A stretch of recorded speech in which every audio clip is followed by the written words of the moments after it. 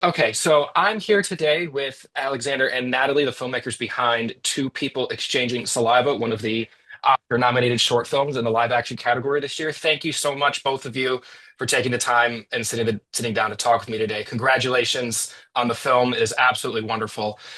Um, I would like to start by asking about where the inception for this story came from. I know you've mentioned in The New Yorker about the absurdities of our current world being a major influence in your guys' writing of the script. And I was curious about what more specifically you could speak on that inspired you to come up with the script initially. Yeah, well, thank you so much for having us. Yeah, thank you. We're Thank always you. happy to chat about the film, and but yeah, this idea came to us sort of like all at once, Hmm. and very quickly. It was very inspired by a lot of the news stories that we're reading at that time, which Hmm. included like police brutality Hmm. and Ron DeSantis, reintroducing the "Don't Say Gay" law in Florida, Hmm. and all of these women that were being shot at in Iran and Hmm. today, for taking off their hijabs, for asking for their right to Hmm. various civil liberties that are very common sense. And so it was all of that kind of like thrown in together that made us feel like we're living in a world where Hmm. violence is normalized, Hmm. and where we see, like, if you open up Instagram, like, civil unrest in one post juxtaposed with Hmm. like a luxury handbag in another post, Or Mm, even more and so than that, like not just a luxury handbag, but an influencer getting off a private jet. Like the the way money and capitalism has kind of distorted all our behaviors and our aspirations, and capitalism, money itself, it's invisible. Like we have a 4-year-old child, and she, as any 4-year-old, is like, buy me this, buy me that, and we love, things cost money, and she's like, yeah, I know how money works. You just go like this with the card, and mm, she's not wrong. Like in a sense, you just do this. You just wave this like little plastic card, and magic happens. Value is transferred from one person's hand to the other, and that sounds very innocent, but actually, people's lives are completely distorted by their need to provide for themselves, for their family.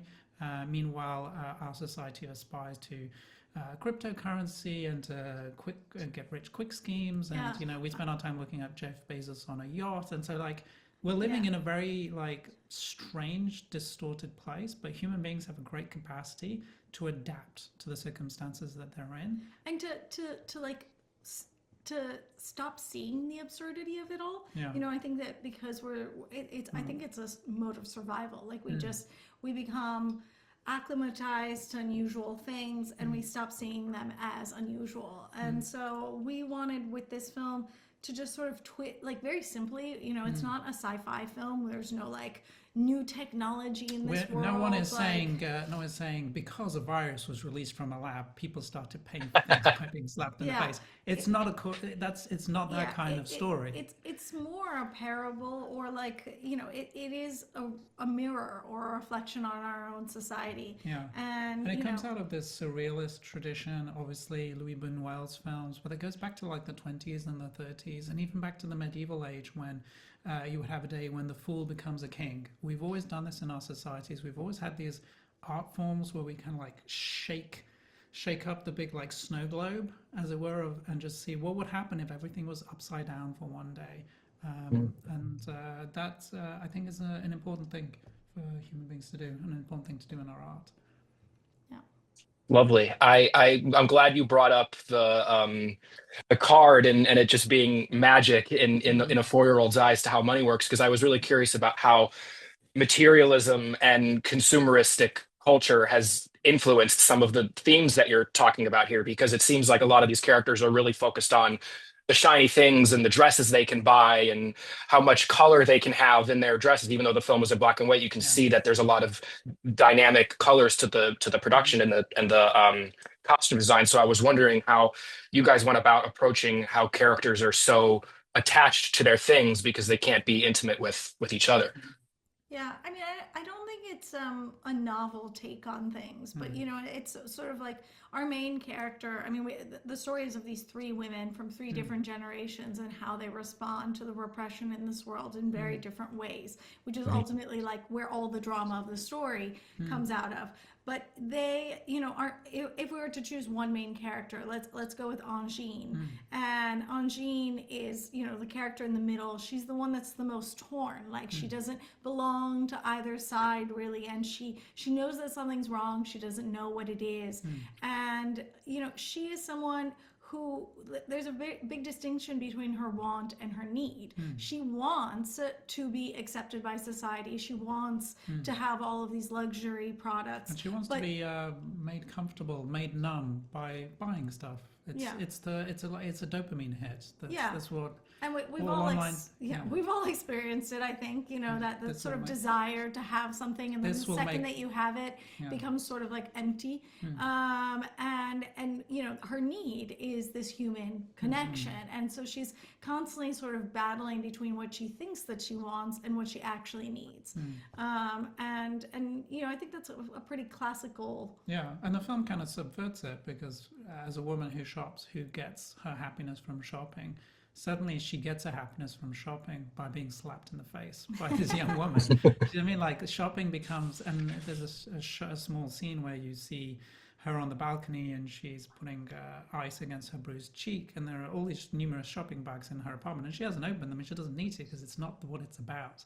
She's just Yeah. buying stuff so that she can have this suddenly like this physical, sensual, almost erotic connection Yeah, with Malaise. Alex is a little too obsessed with Letterboxd. I don't read the reviews, but Alex does, and there was one the other day that he sent me that it was really touching and sad, and it was basically like this woman seeks out being slapped by this sales girl because she knows that's the only way that she'll be touched by her. Yeah. um, and yeah, there's a sort of like weird subversion of the Mm. rules Yeah. that they Yeah. act out. Well, I'm with you on the letterbox obsession. My friends always tell me if I don't like their reviews in 5 minutes of them posting them, they're worried for my safety. I feel you on that one. I would love to talk about the brutalism influences in your guys' production design because I Mm, was really struck by that and how that is juxtaposed with some of the things we talked about with the consumerism culture and how it kind of strips away a lot of the soul of the environments they're in, even though that style of architecture has a mm, real beauty to it as well. mm, So I was wondering what your process was like in terms of designing the sets and the environments, how mm, the execution method is just a cardboard box in the film, mm, and mm, Yeah. just the minimalism that goes along with that. mm, Yeah, I mean, it's funny. I think the film looks very expensive because we had access to this insane, incredible location, which is mm, this luxury department store in Paris. mm, But at the end of the day, like there wasn't that much production design, and our budget and the team was quite small, mm, and so we were always thinking like creatively. mm, So one thing that we thought a lot about was like, okay, where do we point the camera so that mm, we're creating the most striking image? mm, And then the same thing is true of like the cardboard boxes. Like we don't have, the cardboard boxes are, essentially representing a mass grave.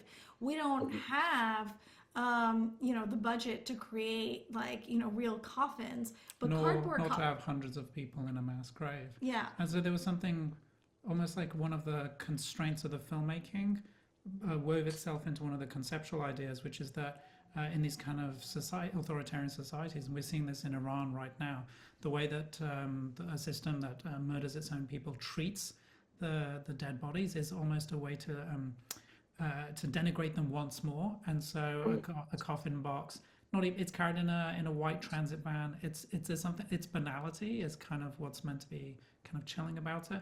And in terms of the architecture of the store, there are many reasons why we shot in black and white, but one of them was that the black and white kind of reveals the underlying architecture of this Art Deco building from the 1930s. We were very influenced by Bertolucci's The Conformist, which has these beautiful shots of not black and white, not but black and white, but these very beautiful shots of imposing fascist architecture in 1930s Italy, to kind of just and the way that we photograph and compose the shots gives a kind of like a symmetrical, cold, austere formalism. So Yeah, we it were kind of reveals like what's already there. So like if we're looking at a character's face, it really focuses in on the face rather than like being distract because color is a distraction. Alex and I joke like people always ask us why is this film in black and white, and we want to ask why are most films in color? yeah, Like why would you do that to yourself? it's just black and white's better. I mean, we have like from the tens up until the 50s and 60s, so much of film was done in black and white, even when they had the opportunity to do it in color. And there were economic reasons, but there were also aesthetic and stylistic Yeah, reasons to do not so. that I think that every film should be in black and white, but it's just More people should think about it. yeah, it's sad because there are certain countries that won't distribute a black and white film, and one of our friends shot a black and white film, and then the distributor distributed a color version without consulting anyone, which is crazy. But I mean, I guess it is a question of like getting eyes on the work. So it is what it is. Yeah. That's very interesting. I didn't know that certain countries had rules about that stuff. That's the first time hearing of it. That's very interesting. Mm. I was curious about your guys' casting process because the performers are from all walks of different subgenres and different stylistic approaches. And obviously, you have like Vicky Krieps as your narrator and all of these things.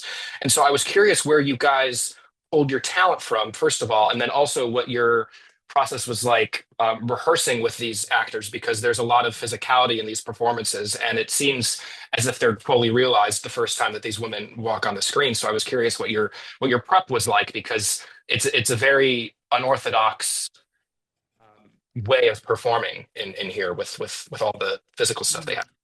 Yeah.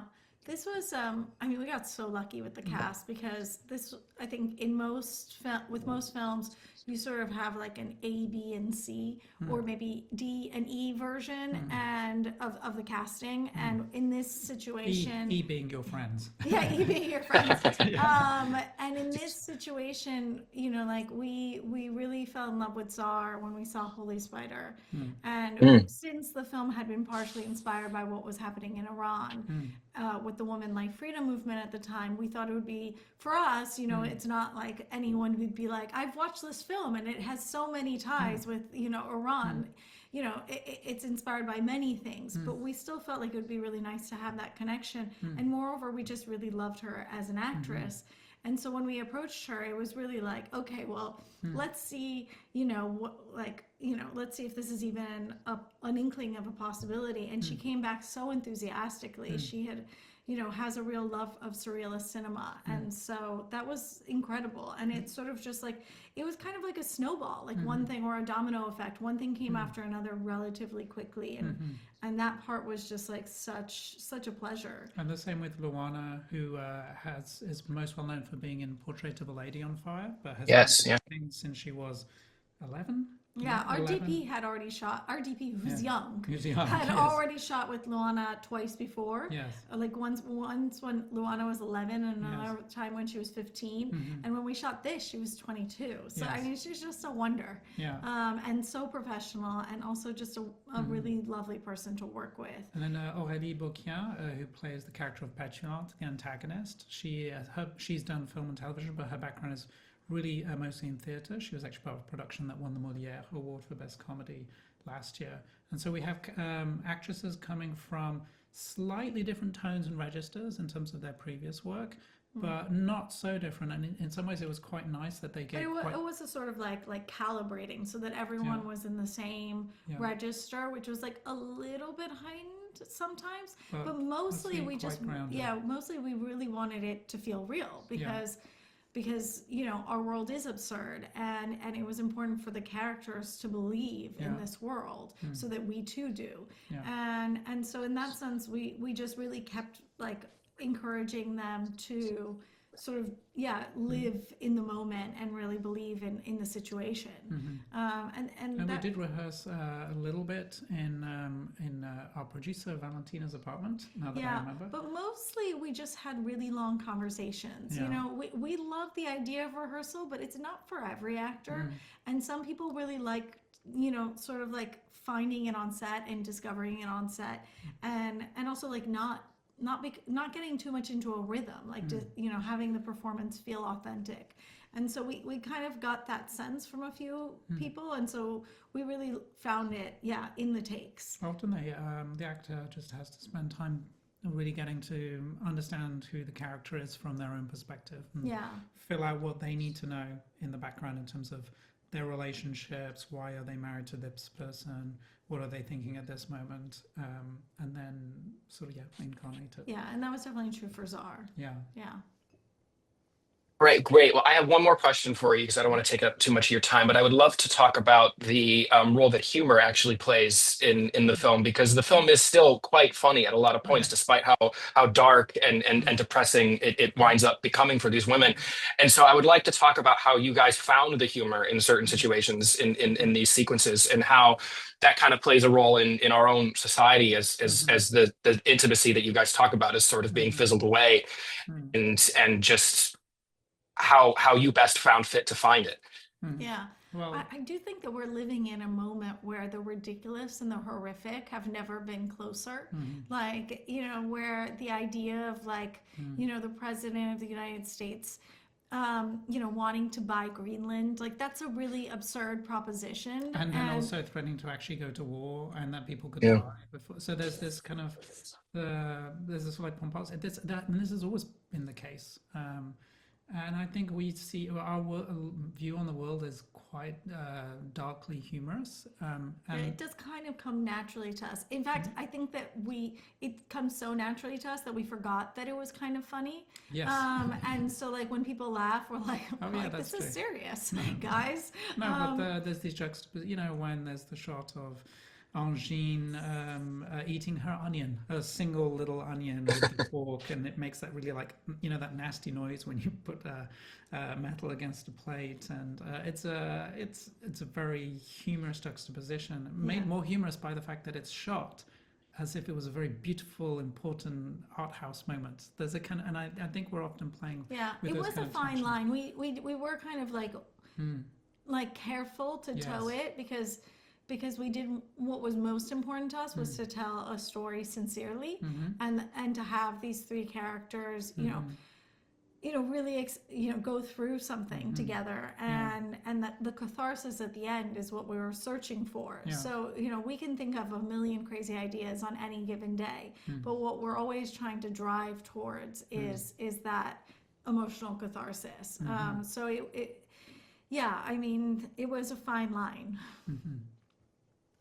Wonderful. Well, thank you guys so much for your time. And if people are looking to see the film, I believe it's free on YouTube, right? With the New Yorker. It That's true. is, yeah. No, Yes. it's free on the New Yorker site and on their YouTube channel, Yes. and yeah, and please go watch it. Yeah. Wonderful. Okay, well, I'm gonna let you guys get out of here.